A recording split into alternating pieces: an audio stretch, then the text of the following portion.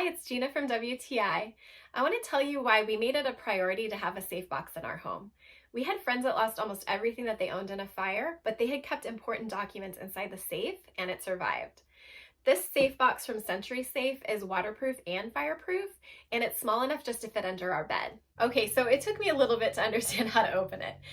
You turn the key, then you push down on the black grip area on top of the box while simultaneously pulling up on the tab, and then it opens for you. So it does fit legal documents, passports, other mementos, and jewelry. It is a smaller area, but it was perfect for what we needed. So to close it, you're going to push down on the top again and then turn the key. I love that it has a handle because it is a little bit on the heavier side. You're definitely not going to be running a marathon with this box. But when, heaven forbid, the time comes that you need to protect those important things, you're going to be so glad that you had this because it will keep it from being destroyed in a fire or from water.